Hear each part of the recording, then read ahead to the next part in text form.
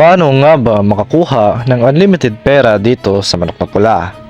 At bago tayo magsimula guys, ay maraming salamat na pala dahil naabot na natin ang 5K subscribers dito sa ating channel. At sana makakaabot tayo ng 100K subscribers at the end of the year. And shout out na rin pala sa mga active kong subscribers dito sa channel na ito. At tara na guys, huwag na tayo maghintay pa at simulan na natin. Alam ko ang nasa isipan mo at tinatanong mo kung paano nga ba talaga makakakuha ng 2 bilyon kada 25 seconds to 30 seconds. Ganito lang yan at ito'y napakasimple lang pala.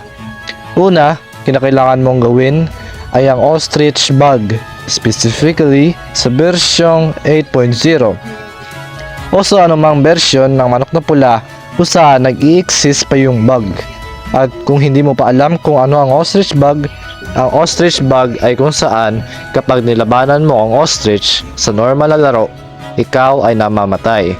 Ngunit kapag naka-activate ang bug na yun, ay ikaw ay nagiging immortal. At nakakuha ka rin ng rewards sa ostrich kapag iyong napatay ang ostrich. Pero may mas madali at mas overpowered pa na bug dito sa ostrich. Ang tawag ko naman sa bug na ito ay entrance fee bug, kung saan instead of kinukuha ang pera mo sa entrance fee sa ostrich, nagiging pera mo ang entrance fee dito sa ostrich. Hindi mo ba gets? Let me explain. Sa normal na entrance fee nito ay positive, which means ang pera ay kinukuha sa iyo. Pero kapag ito ay naging negative, ang pera ay napupunta sa iyo. Instead of kinukuha yung pera mo para makapasok ka. Pero paano nga ba gawin ito?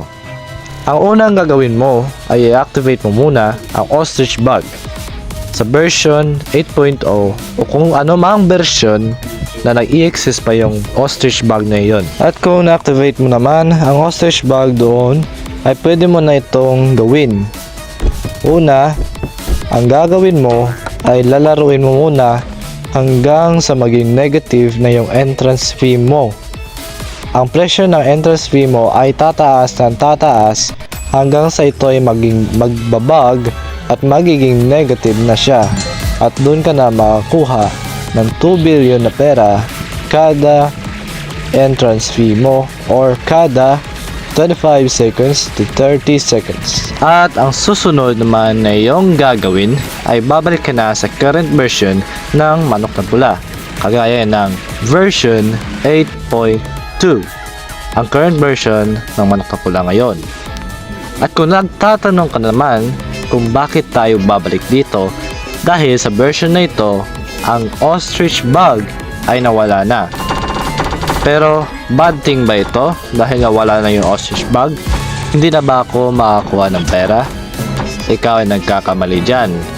Dahil ang ostrich bug, kahit ang ostrich bug ay nawala na, pero ang entrance fee bug ay nandirito pa rin sa version 8.2. kung saan pwede ka na makakuha ng 2 bilyon o 1.98 billion exactly dito gamit lang ang entrance fee bug. At sa current version, pwede ka na rin gumamit ng auto clicker para ma-farm mo ang 1.98 billion na pera kada 25 seconds to 30 seconds. At napakasimple lang pala guys na gawin yung auto clicker para dito. At para rin na maka-farm ka ng almost 2 billion na pera kada 25 seconds to 30 seconds. Ganito lang yan guys. I-open nyo lang muna ang inyong auto clicker.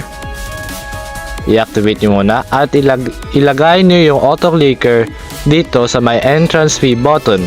At iset na nyo ang inyong auto clicker into repeated, kung saan i-click lang niya at i-click yun ng multiple times.